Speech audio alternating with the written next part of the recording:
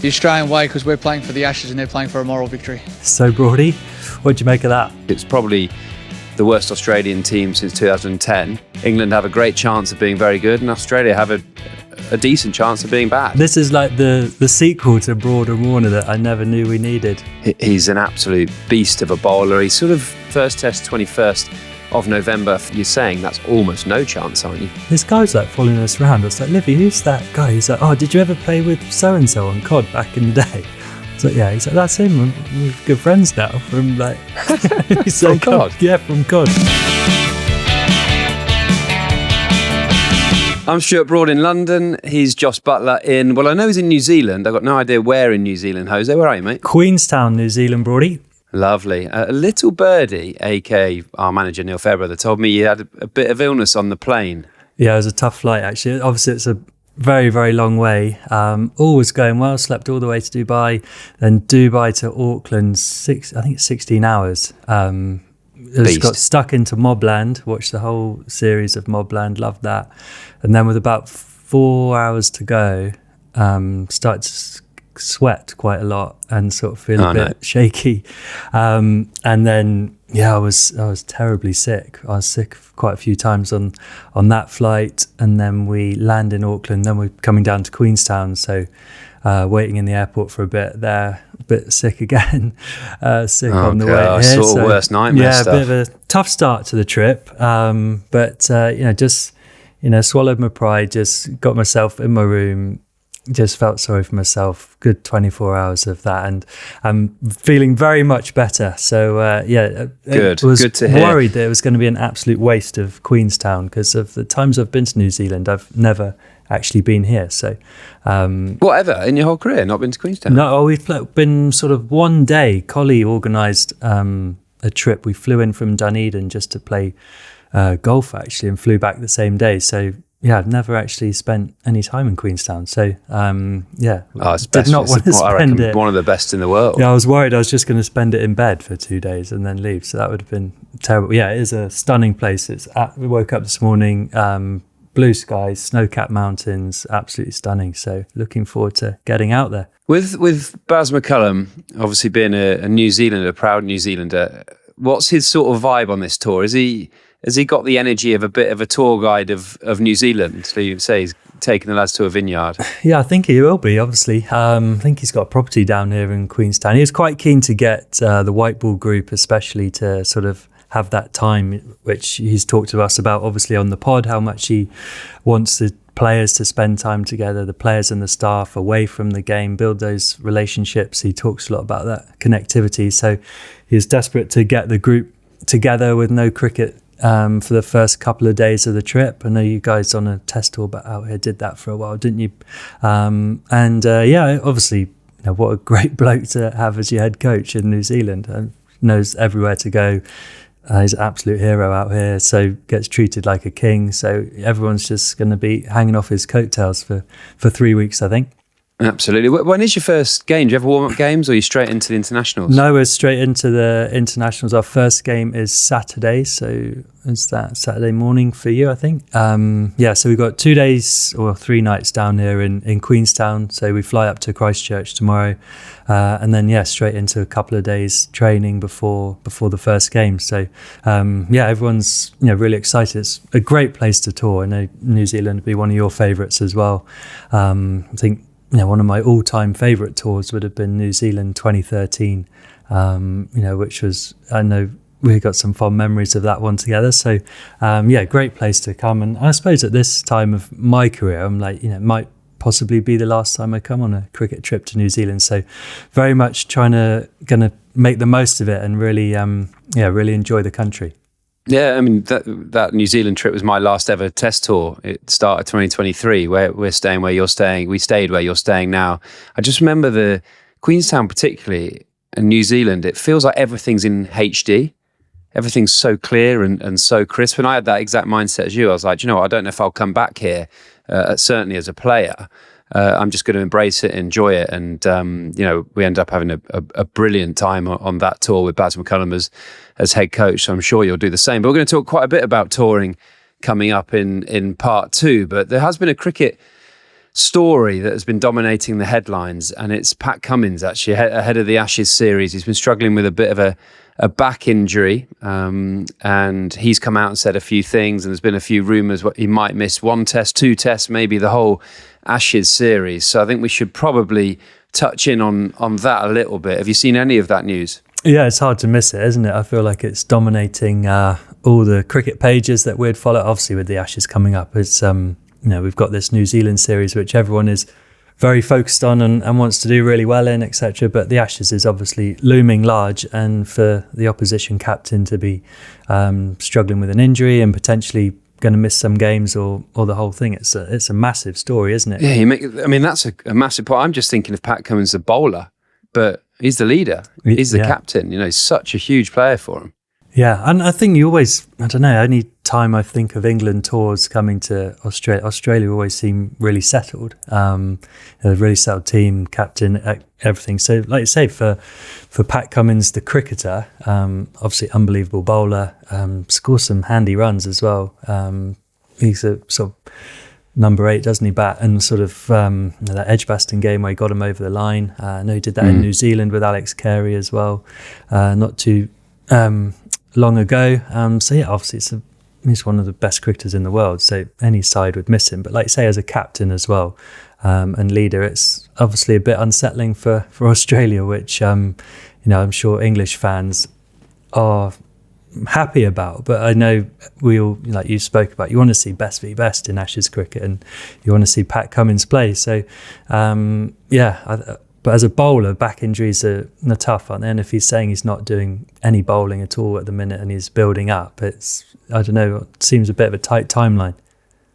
Yeah, actually, I did comment on my Insta stories. I said, this is bad news for the Ashes if Cummins misses the first couple, because Ashes cricket's about best versus best, and you want the best playing. I had the England fans coming back and me going, "Shut up, Broady! Like, we want them as weak as possible. Give us the best chance of winning." Easy for you to say. The Aussie fans were actually like, "Oh, it doesn't really matter. We've got Scott Boland who can replace him, and we'll touch on him in a moment." But actually, Pat Cummins has come out with a saying I saw on Instagram on the Cricket.com AU site that says, "I get back into bowling prep next week, probably a couple of weeks away before I'm actually putting the spikes on and bowling on turf. And the first test, 21st of November, 5 weeks away.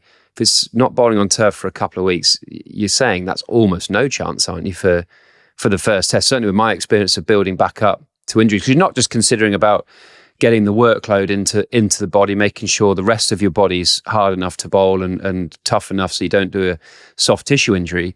You need to be match sharp, match ready, so you can bowl 20 overs with the same mental skill, working out batters, not bowling loose deliveries in your 5th, 6th ball of an over. So I think he'd be incredibly unlikely for the first test match, which will be Steve Smith captaining and Scott Boland probably playing. Harry Brook said a couple of bits. He said it plays into England's hands, which must be a bit of a talking point with you over there in New Zealand. I've got to say, now I can say this, now I'm not in the England setup.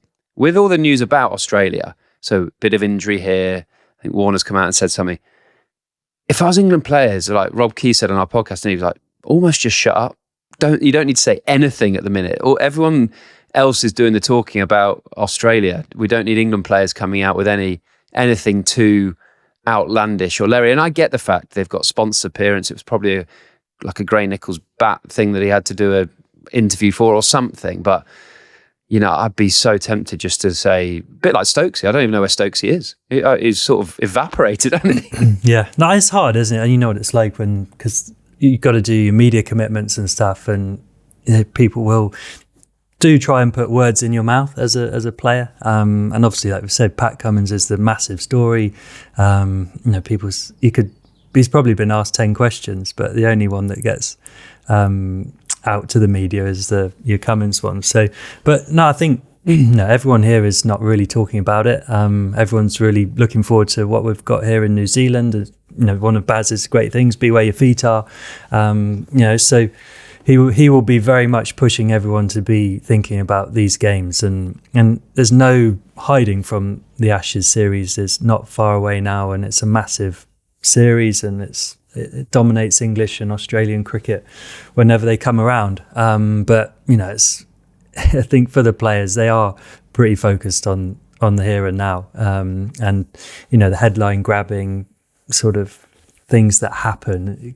Like you say, unless you're really not careful as a player, you can get a bit caught out. But so maybe just whenever those questions come, just sort of divert them back to the here and now. I can't wait next week to be commenting on Buttler. Butler says England 5-0 Ashes. I know, I feel in a bit of a weird place. I'm sort of like half pundit, half player at the minute, aren't we? We're doing the podcast. Yeah, just get him out there, mate. Just become the new McGrath. Yeah, new McGrath. You mentioned Glenn McGrath. So Donald in Andover, Hampshire, has asked, is Cummins as important to Australia as McGrath was in 2005? Obviously, McGrath tripped over that ball. I don't know which member of the England team was rolling balls at him consistently during that warm-up, but obviously that played a huge part with McGrath missing those games in 2005. Is Cummins as important as McGrath to you? I think he's pretty close. 19 Ashes tests, 91 wickets at 24. I know McGrath was probably a bit less than that, but he's an absolute beast of a bowler. He's sort of, they say in the cricketing game, you get the wrong side of it, but you just get slightly off the perpendicular and deliver the ball, and it makes it harder to line up as a right-handed batter. And he's got an amazing bouncer. He keeps coming at you all the time, and he's a great leader within that attack. So is he as important as Glenn McGrath? There would be an argument to say he's more important at this particular stage, although Scott Boland has got a brilliant Ashes record, a brilliant Test match career record. He got 6 for 7 at the G last time when we were out there, but he wasn't fantastic in the 2023 Ashes, which is more relevant to this group because it's against Baz's teams, it's against the batters that he'll be bowling at. I think he got 2 wickets at 115 going at just shy of 5. So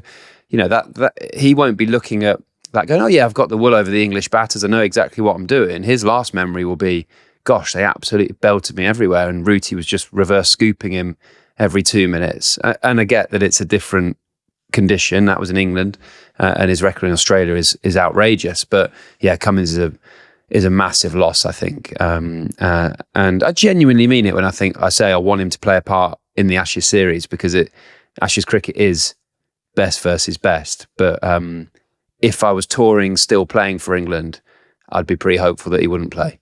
Yeah, plays into your hands, and he's obviously unbelievable. Boland actually talked about his record is unbelievable, isn't it? And one of his great strengths being his consistency is what England tried to use against him, I think, in that series in 2023. Yeah. Almost, he's so accurate, where he's going to bowl. So let's say Rooty trying to reverse scoop him or run down the wicket. And that's what England do, isn't it? Try and be really positive, try and put the bowler under pressure. And because he's so accurate, they'll try and use like that calculated risk to, use their feet and those kind of things. But no, he's obviously got a fantastic record, but he isn't Pat Cummins. And Cummins, like you've just talked about, encapsulates so many more things with the leadership and the batting, etc., etc. Obviously, Steve Smith would probably captain if Cummins isn't there. Do you feel, you've obviously played against Australia a lot when Smith was captain? What's his great strengths? Do you feel like that makes him even better player when he's captain?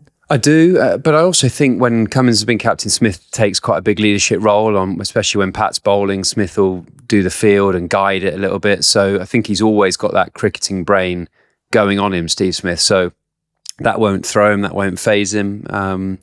He's had great success against England, both with the bat and as captain. So that, I don't think the leadership thing's a major problem, but he'll obviously be captaining a team because he won't have the star bowler. And it's always been Cummins, Hazelwood start line, hasn't it? It's just always been that. They've been relentless with that. And I remember when Stark was injured, I think it was 17, 18. Can't remember who replaced him, maybe Jackson Bird, and Cookie got a big double 100 at the MCG. It's just a different style of bowling attack when it's not that big trio. So it's quite an intriguing little story. While you're out in New Zealand, who have you got there fast bowling wise that is going on the Ashes trip? I want to know how sort of Stokesy, how Woody's getting on. I know Cars is with you, isn't he? Yeah, Cars is here. He said he's been at Loughborough actually bowling a bit before coming out. I think he said Woody and Stokesy were there and looking really good. Jofra joins for the ODI series. I think actually Woody and Gus Atkinson are coming out to join the group in New Zealand as well at some point to do a bit of bowling, obviously, and get sort of feet on the ground out here and prepare. So it's sort of the modern way as such. It's not always games, is it? I know people talk a lot about not playing games and playing these first class fixtures leading into the Ashes now, but the guys are all preparing. It's sort of the modern way of doing it. They get the guys out here, stay together as a group. I don't know how they'll do it quite in the training sessions, where there's sort of one net that's got a red ball, one net's got a white ball, obviously on this tour. But I think like you said, I think the England guys are just sort of under the radar, aren't they? Just sort of no one, like you said, no one knows where Stokes is. He's doing his own thing. Where's Mark Wood at? Who knows? Joffre will be here in a week or so. But I think everyone's just out of respect, obviously, for this tour as well. You can't just toss off. So it's actually a really good time to have this one day tour. And this, you can't just turn up to New Zealand and not talk about New Zealand and just say, we're just here waiting for the Ashes. So I think everyone's just sort of getting ready in that build up. But it's very hard without to sort of push it away, isn't it? Because everyone is so excited for that Ashes series. Just quickly on Australia again once more, you've been very vocal about their top three. I'm sure you'll give us a few headlines once you get over there. But Marnus Labuschagne has been back in form. He's scored a few hundreds already at the start of their season. Do you think it's a no-brainer that he'll play in the Ashes? He's got to play. He's a fine player. I think everyone knows he's a fine player. He's had a brilliant record at Test match cricket. He'd just gone away from what he did really well. So I think the selectors are probably looking for him to play with a little bit more intent, to look to hit boundaries, to play a bit more in an Australian way and put the bowlers under pressure. And he got a big 160, didn't he, for Queensland, I think. So I'd be amazed if he didn't play. I would have him at 3. I know I'm not a big fan of this sort of Cam Green, Bo Webster double all-rounder thing and squeezing Cam Green in because Bo Webster's doing okay at 6. So I'd have Marnus at number 3. That's his best position. He opened in the World Test Championship final and didn't do much at the top of the order. I just think that Marnus, Smith, Head 3, 4, 5 is really strong, and that's what Marnus at 3 is. Who I wouldn't want to bowl against if he's in form. Like Cam Green coming in with a bit of a harder ball, quite stiff, quite heavy hands.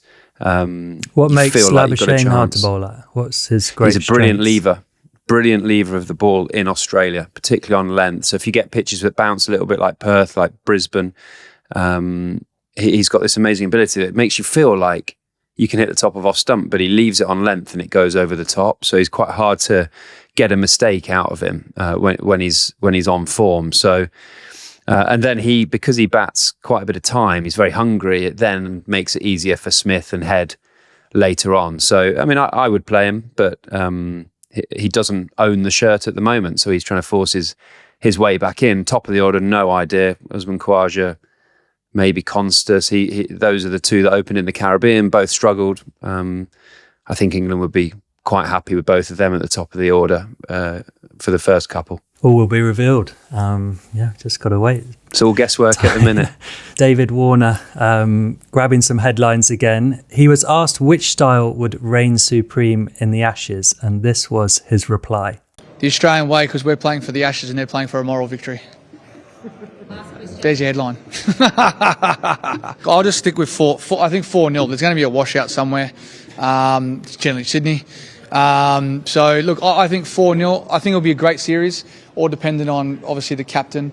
If the captain doesn't play, I think it'll probably they might win 1 game. So Broady, what do you make of that? Don't know what I make of it.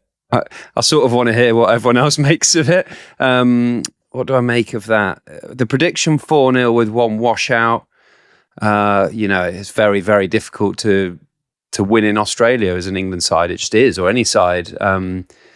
Australia have to be massive favourites. When the question really was which team's under the most pressure, Well, Australia are under the most pressure because they're expected to win. They're brilliant at home, but they've got question marks over their team and question marks over their captain, the fitness. You wouldn't be outlandish in thinking, well, it's actually not an opinion, it's a fact. It's probably the worst Australian team since 2010 when England last won, and it's the best English team since 2010. So those things match up to the fact it's going to be a brilliant Ashes series. Australia have been so consistent for a long period of time that you just knew who was going to open the batting, who was going to bat, what bowlers there were. And they don't have that. And it's very much a similar situation to 2010-11 when England went and won there. The fact of the matter is Australia generally have to be bad to lose in Australia, and England have to be very good. England have a great chance of being very good, and Australia have a decent chance of being bad. I just love it. Broad responds to Warner with worst Australian team since 2010. It's just, we got four or five more weeks of this. And this is like the sequel to Broad and Warner that I never knew we needed, from Tales on the pitch to now off it. So tune in for next week's episode. I genuinely, I'm not expecting you to comment on this because you're still playing, but it's not an opinion that it's... When have we ever, since 2010, been discussing who's going to bat 1, 2, 3, 6, 8, and who's going to be the spare bowler for Australia? You always go in there going, well, the Aussies, they're really strong. They've just got the same bowlers, the same team. But 2010, when they were trying to replace McGrath, Warne, Hayden, Langer, they didn't have a spinner. They changed the seamers all the time. And they had a bit of a mixed match of batters. So I think it's. I don't think anyone could argue that it's their weakest team since 2010. Don't think anyone could argue. It's just a fact. Anyway, let's leave the Ashes there for now. And thanks for all your feedback on the pod. Let's make sure you hit subscribe wherever you are listening or watching, and leave us a rating or a review. Coming up, we'll lift the lid on life on an England cricket tour, reflect on the mother of all awkward handshakes right after this. This episode is sponsored by Thriver, and if you go to their website linked in our episode description, you can get 20% off your first blood test using our code Love of Cricket. I'm all over this one, Jose. When you get to a certain age, and I've now fallen out of being a professional athlete, spent all those years getting monitored, and now I don't have that. So doing this, did the Thriver Health Questionnaire, sent off my first blood test, getting that consistent monitoring is so important to me and for my future health. I'm on board too, Broady. You're never too young to look after yourself and stay in ship-shape condition. You are late 30s as well. Yeah, I know, I'm getting to that age as well. But no, actually, genuinely, I think it'd be really interested to do it. I've never done a blood test like this. Intrigued to see, your markers and get proper live information about my health. I assume I'm healthy because I'm a professional cricketer, but really looking forward to getting the results to this one. Yeah, it's super easy. It doesn't even hurt. You just send off your sample to Thrive and you get a detailed report written by doctors. Yeah, it sounds like a no-brainer to me, Broady. It's so important that we take a proactive approach to our well-being. If you'd like to make informed choices on your lifestyle, give Thriver a go. And you can use the link in our episode description and code Love of Cricket for 20% off your first blood test. So, Broady, I think this is our first intercontinental pod, with me being in New Zealand and you in a chilly England, but it's going to be the first of many with the madness of the next few months. Me out here in New Zealand, you'll be heading out to Australia when I'm back home. I'll be in... Where do you go after that? I will be home for a bit, then South Africa, and then to Sri Lanka, hopefully. You're Durban Super Giants. Giants? Yeah, the Super Giants. So got Christmas in SA20, South Africa. great tournament. Great competition. So very much. And then what? Straight to T20 World Cup? We got a tour in Sri Lanka just before that as well. So busy few months. So we'll be taking the pod all around the world and doing a few of these. Touring season. I feel like you said me in chilly England. When am I going to get you back for that comment? I don't feel like you're ever going to be in England for me to be in my boardies and flip-flops and going, oh, it looks cold there, Jose. Well, start of the Ashes, you can a few weeks of that. Okay, I'll do that. But the lead into Christmas in England's brilliant, isn't it? So I'll be happy with that. Yeah. But touring season, so we thought we'd get stuck into a few stories from cricket tours of the past, try and tell the listeners a bit about cricket tours and some of the stuff they may not know. But what's the first tour you remember going on?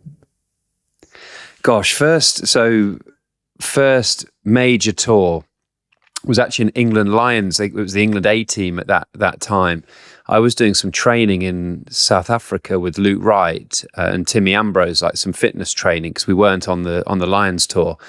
And Alistair Cook and I think maybe like John Lewis had been called up to the main England tour, and Jimmy Anderson actually, they left the Lions tour. So we got a phone call saying, you need to come to the Caribbean. We're like, wow, like how good's this? So we landed at Heathrow, picked up our kit. How exciting is it when you get like England kit at any stage, but your first ever batch? It was the red badge instead of the sort of proper England badge.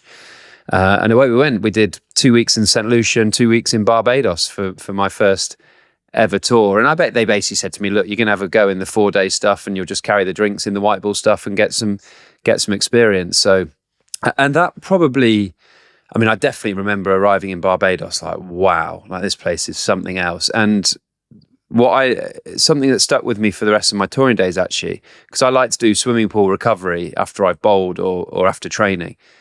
That feeling of getting in the ocean, I loved it when we stayed at a hotel near the ocean, where after training, all the lads would just get the shorts on and go in the sea, and you'd be bodyboarding the waves. And I just felt so much better when I was doing, like, whether it was the sort of feeling or the movement of the water in the ocean just made my body feel so much better. But that started, I remember getting out the hotel, walking out my hotel room and being right on the ocean, like, how good is this? This is an absolute joke. Would I have been on your first tour? I'm trying to think. My first tour, I think I came on a ODI tour to India, but I wasn't really like part of the squad. I was playing in I think it was a 5-match series and there was one T20 right at the end. And I was in the T20 squad, but Andy Flower said, come early, you can, be around the team, sort of get a feel for, England touring, and, it could be good for your development, that kind of stuff. And yeah, I think it's just that it's so different, isn't it? When you turn up to the airport, and same with the players, when like England players, they know how to tour, like they know all the stuff they got all the, fancy travel on bags. Everyone's got cool sunglasses, cool watch, like all this stuff that just elevates the, that image of someone going on tour. And I just remember, like, always that time when you first sit in like business class as well, it's sort of like there's such a different experience of travel. This check-in is so different, obviously, with the England team. You sort of just turn up. Team manager would have been Phil Neal at the time, is sort of there waiting with your boarding pass, and we just you're not having to worry about your bags, straight in through to a lounge. Well, I mean, let's get it right. It's unbelievable. I feel like this must be one of the things from when you've been an England cricketer for so long, and now I'm intrigued to see what your touring experience of this Ashes, not being a player, will, as who's going to look after you? Well, the last who's flight going I to just went on, text you where you need to be every minute of the day, and give laundry, it's all done for you. Everything's just like, you don't have to lift a finger, really, do you? Everything is just thought of. We're so spoiled. Like, it's awesome. It's awesome. I mean, I'm really excited about going to Australia, but you've just devastated me a little bit. Well, I'm going to have to organise myself, aren't I? Did you like to organise your room on tour, or you sort of really set up camp when you were on a test trip? I just lived out the suitcase the whole time. Not fussed. Not a big unpacker. I remember Stephen Finn used to properly unpack the whole shebang, like line his shoes up, hang all his T-shirts up, and I was like, just never did it. Just OCD. Always just lived out the suitcase. Yeah, it's a bit. Who was like great tour? We know when you see the squads come out, and you see a name come, and you think, great fun on tour. I'm glad he's on the trip. Oh, great question. Great fun. I mean, obviously everyone's very different, aren't they? And actually different tours are different. When you tour the subcontinent, it's a different sort of style to South Africa or the Caribbean. Swanny was always very excited to go on a tour. He was always like really like buzzing to be on the plane. Actually, that is one of the most exciting things, and you've just had it, meeting up at Heathrow and seeing everyone like sat in that area, and you've not seen each other for a couple of weeks or something. You sit down and like, what have you been up to? Oh, you've done that, brilliant. How the family? And you're catching up with like 30 people in one go. That is a brilliant feeling. Swanee used to be incredibly excited to go. Actually, I remember a time where, Swanee's the biggest Oasis fan of all time. And we were flying to New Zealand in, 2008 probably. And we got on the plane, I think it was Heathrow to LA. We flew that way round. And he was sat like 4 seats behind Liam Gallagher. And he managed to trade with one of the other players to sit next to him. And I was like, don't do that. Like, Liam Gallagher must be thinking, don't, like, what are you giving it type thing. And he was so excited. He was even when he was putting his bag in the overhead locker, he's like humming Oasis songs. You're like, play it cool, Swanee, Jesus. And I think Liam Gallagher just slept the whole way, didn't even say one word to him, having traded seats to sit right by him. But yeah, Swanee was always buzzing to go on tour, and always that, who's going out for dinner, where we're going, what do you fancy? You fancy this restaurant? I've done a bit of research where we're going. So just a great energy to have around on those sort of things. Remember James Treadwell used to bring his own jam. That always surprised me. I was like, why jam? But yeah, he had like an allotment, and he sort of made his own jam, and he'd travel with his jam. Great skill. That's a big change from Swanee's laughter then Treaders' jam. But anything odd that you used to take? Any like must-have apart from the Paco Rabanne that you... Or was it Paco Rabanne? Must-haves. Always took my own cups of tea bags. Own tea bags. Liked having my Yorkshire own tea? sort of Yorkshire tea. Just liked the regular. Like when you're moving hotels all the time, you just can't bank on a nice cup of tea in the morning.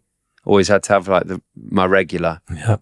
But other than that, yeah, I can't remember. I'm allergic to feather pillows, so I always had to have on my like notice that I wasn't allowed like feather pillows or any like duvets and stuff. So I always had special pillows in my room that like Phil Neal, Wayne Bentley, they sorted all that. So I didn't. It was just on my hotel note. But no, I wasn't. I just took whatever was specific to going on that place really. On this tour, Jose, you're in New Zealand. Have you already picked up different sort of energies from different players, what they like to do? Who's always out the room hiking around? And well, Queenstown probably do a bit of parachuting if you want, paragliding or whatever, or skiing. But and who's quite sort of quiet, just likes to stay in the room? Yeah, obviously there's plenty to do in New Zealand. Obviously the golf is obviously a big one of lots of people's passion. I know a lot of cricketers would always take golf clubs on tour, so obviously we're staying here at a golf resort, so lots of people are playing golf. I think Adil Rashid, Rayan Ahmed and Sonny Baker went off go-karting, I think, yesterday. So they've gone out doing a bit of go-kart. It would be quite an interesting... I don't know who won, but I'd quite like to know the first, second, third out of that group. It'd be quite... whether Rash needed a sat-nav to get around the track.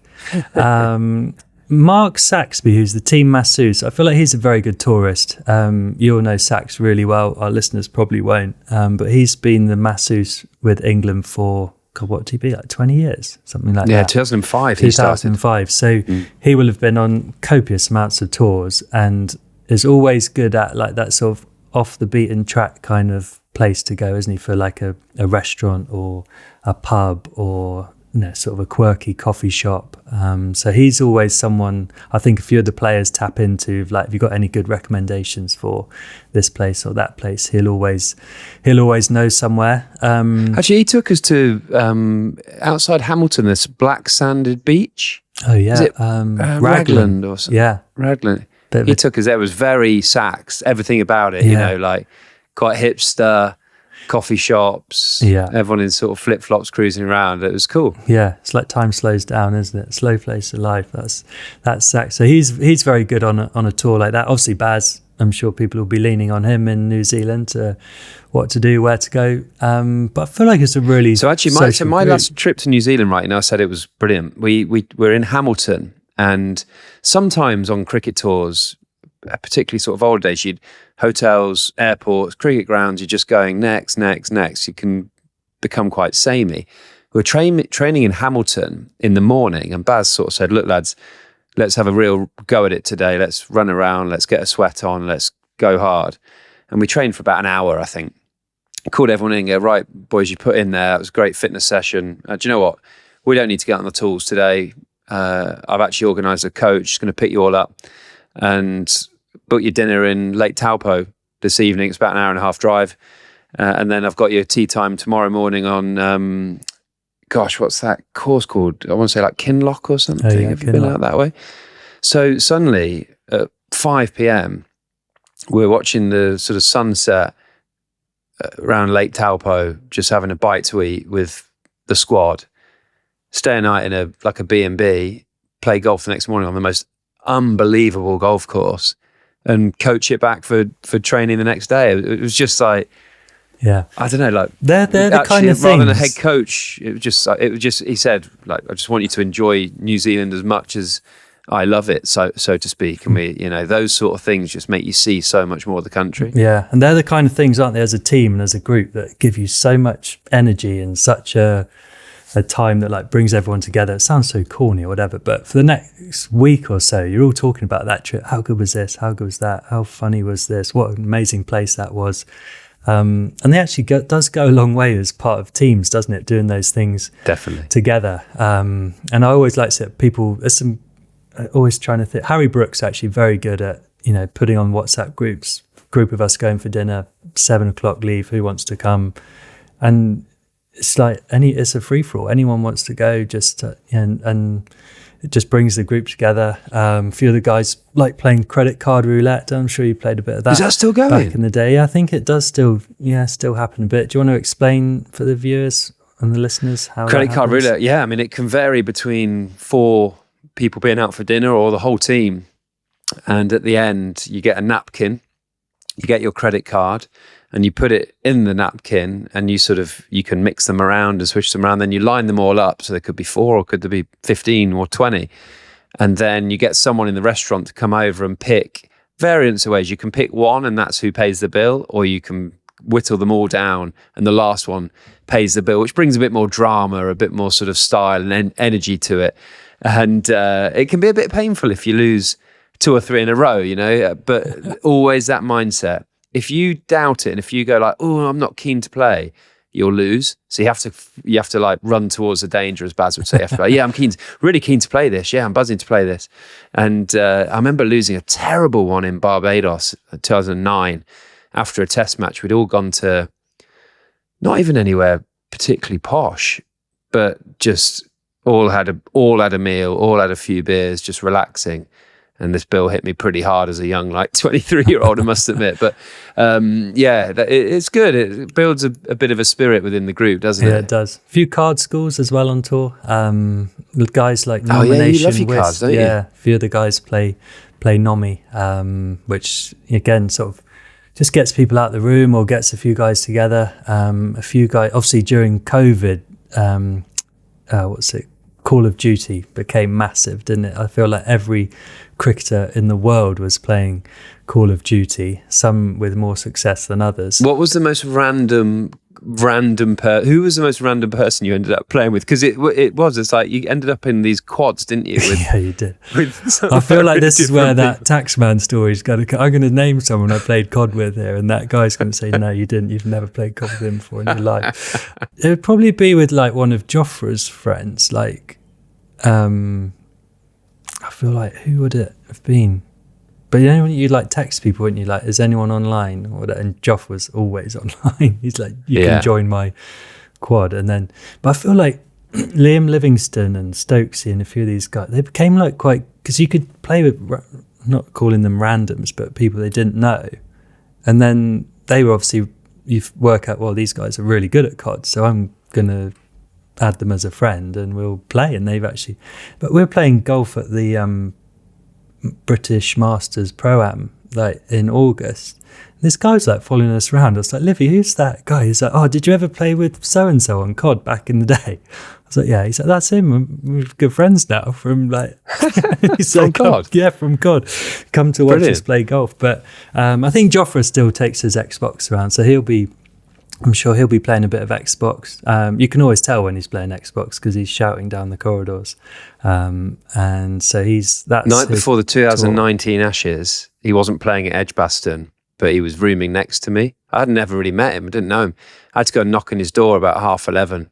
Just go, Joff, do you mind if you just he's got this massive headset, hasn't he? So you can't hear him, how loud he is. And he goes like, no, really loud if he gets killed. I had to knock on his door, go, Joff, do you mind just turn it down a bit. Friends, just keep it down a little bit. I just need to try and get a little bit of kip night one of the Ashes series, if that's all right. But yeah, he properly gets into it, doesn't he? Yeah, he does. But it served a purpose for a period of time, didn't it? Jeez, we needed that. Massively.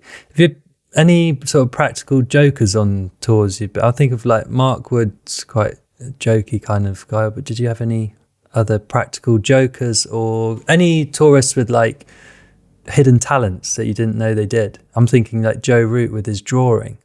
It's like a brilliant artist. Root in his drawing, and does he take his ukulele around still? Or like certainly used to. Haven't seen it as guitar. often this recently. Yeah, Rooty's drawing's amazing, isn't it? I always used to say to him, and actually, if he listens to this, do it, Rooty. He should illustrate a kid's cricket book, and he should do the drawing because he's that good. He's like, he used to just sit on the back of the bus, didn't he, drawing on his iPad or whatever it was. Yeah. And he's brilliant. Like, he should definitely do an inspiring kids cricket story drawn by Joe Root. If there's any publishers out there, do it. I'll give you 10% off as well. Oh, so actually, it's probably Root he needs convincing, isn't it? But I think it'd be really cool. It's good to allow, if people didn't know that. That's one thing how he does spend some of his time, doesn't he, on tour? He is a fantastic artist.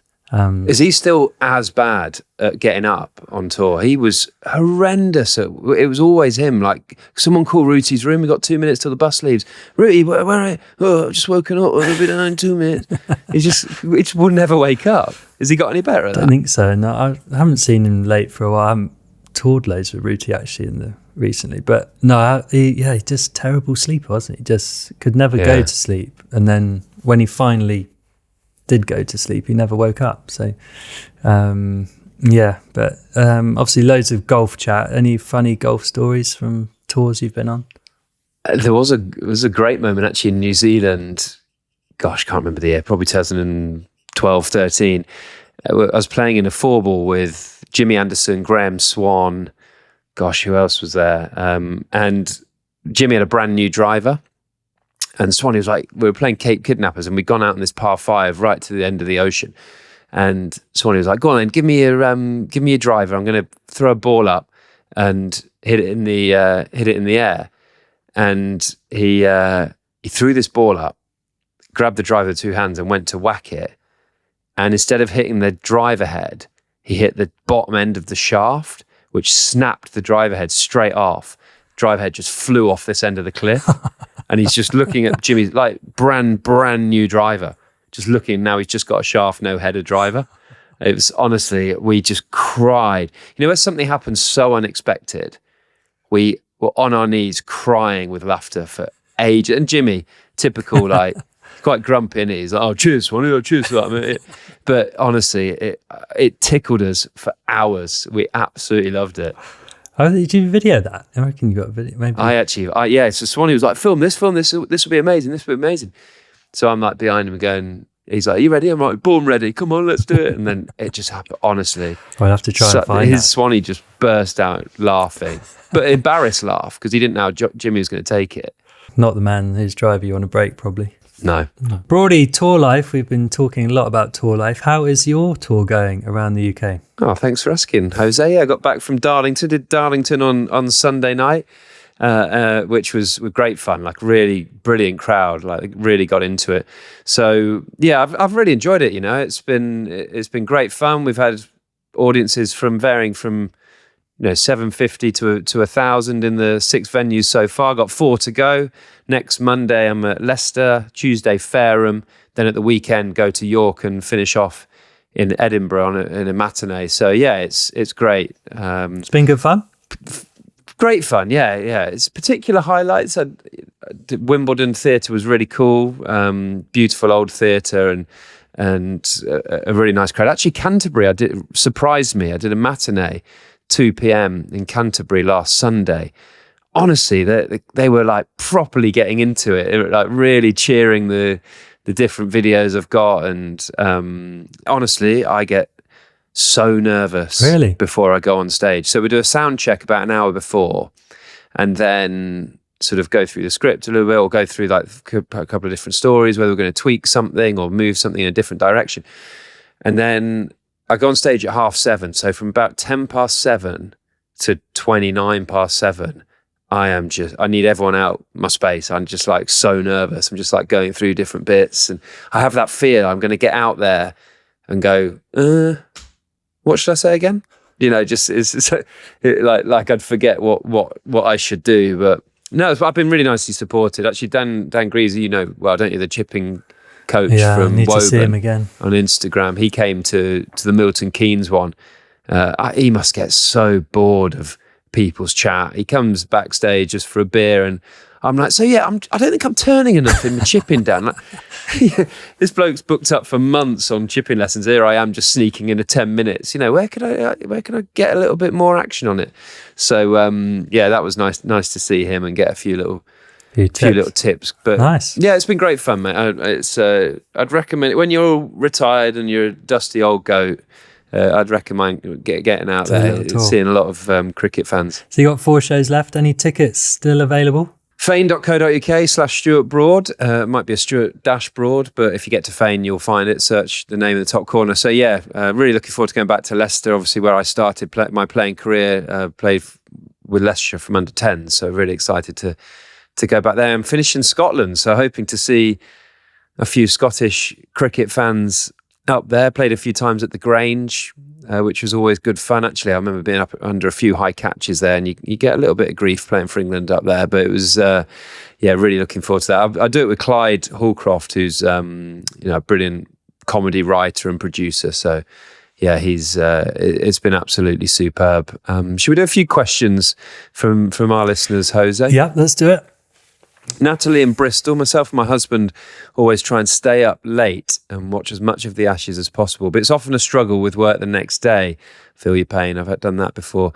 Can you give us a rallying speech as to why it's worth it this time? Do you think England actually have a chance? I genuinely do. I'm not going to go as far as trying to predict what's coming at the end of the series. I think it's absolutely vital England win or get something out of the first test match at Perth. I think second test match is the Gabba, pink ball, Mitchell Starc with the pink ball. I think the Aussies win that. He's just such a beast with that pink ball. There's just something about him that you just can't pick up his length very quickly.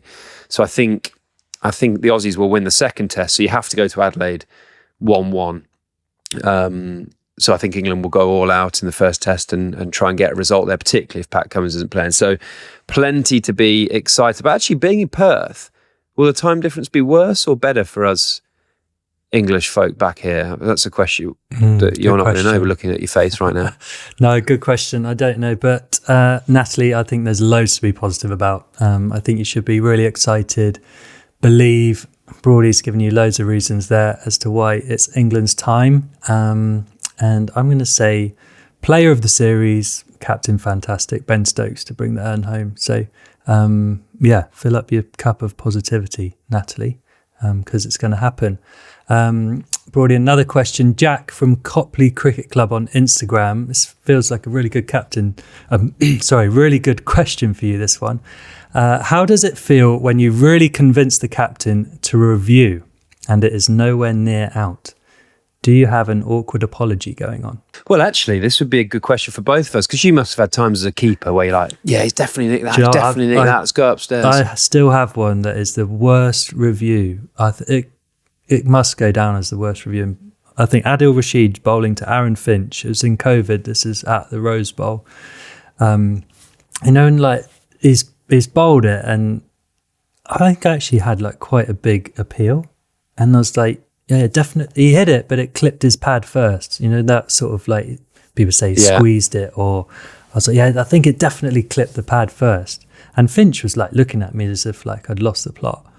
And I thought, he's just trying to, bluff that, it's not out and whatever. So I've convinced Morgs to review it. and then it's come up on the big screen. He is just a full-blooded forward defence that has... it couldn't be further away from the pad. It's just hit the middle of his bat. And they had to bring up Snicko or whatever. And the Snicko was just one huge blur because it had just middled his bat. And actually one of Morgs' friends actually screenshotted the still. And I think it still is WhatsApp picture, like the review and the middle of this Gray Nichols Aaron Finch bat, which that was quite embarrassing. But I think get a hard time as keepers, actually, because everyone's, keeper, you got the best view, you should know, did it pitch in line, did he hit it, did he this, did he that? We're actually I can't see where it pitched because the bat is in the way. So yeah, I never thought about that, actually.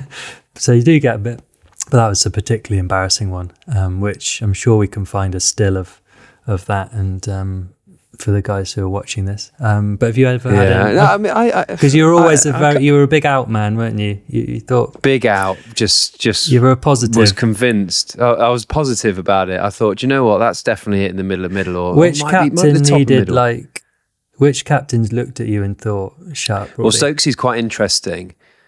Stokesy, if he thinks it's close, will walk towards you. If he doesn't think it's close, he just stands at mid-off and doesn't walk in at all. So then your distance is quite a long way, like 20 yards. Goes, Stokesy, seriously? So that's quite close, Stokes. It's worth a look at that. And he's just not even moving, and you know that nothing's coming there. But if he takes a few strides towards you, you've got a chance of... Actually, I got Alex Carey at Lords in the 23 Ashes, and Stokesy wasn't having it.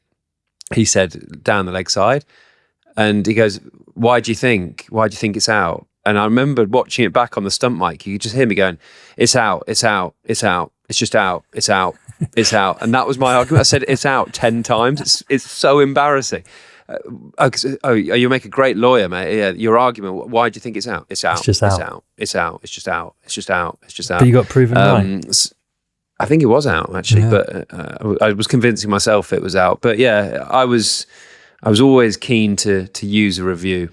Now, Jose, I don't know if you were watching live the Singapore Grand Prix last weekend, Martin Brundle's pit walk, which I think is one of the greatest bits of TV going. He does so well. Lewis Capaldi came into shot, and I think it threw Martin Brundle a little bit because he mistook him for his brother to start with. So it sort of threw him early doors. But we got sent this video on the For Love of Cricket Instagram account 100 times, over 100 times. It was an absolute beauty. Is it one of the best ones you've ever seen? I think it takes top spot, doesn't it? I think the mistaken identity right at the start to say, hi, Lewis, and I think his brother's like, oh no, that's not me. I'm just his brother.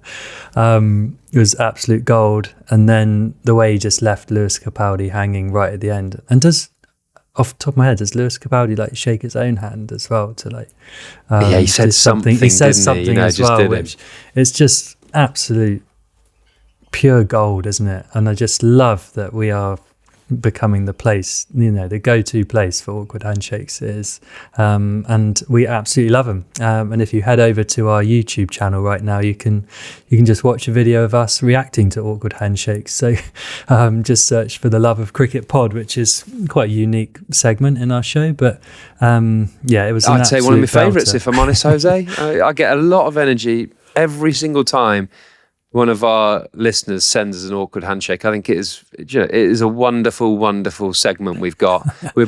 I just love the fact we're never going to miss one worldwide now because we just get sent them. It's our niche. It's our absolute niche, and we're all over it. And Martin Brundle has taken it to a new level, which will be tough to beat. But we'll keep our eye out. We won't miss it. That is for sure. Before we go, Jose, we've got some huge news. Oh, yeah? Guess what? You're coming out of retirement. Nope. Dancing on ice? Wrong. Saturday's back together. Nope. And no more guesses. Just in time for the Ashes, we're launching our very own For the Love of Cricket newsletter. Oh, very nice. It's going to have stories from our lives away from the pod, bonus material, extra questions from the listeners, and your chance to win tickets to a test match at Lords next year. Love it. When's the first one coming out? Thursday. Just head to loveofcricket.substack.com to subscribe, and it will be landing in your inbox on Thursday morning. That's loveofcricket.substack.com. The link is in our episode description. Jose, that's all we've got time for this week. Listen to us every week on Spotify or Apple, or watch us on YouTube. Head to Instagram, TikTok or Facebook to see our latest clips. Thanks to our sponsors Thriver. And to you for joining us. Kick 'em well.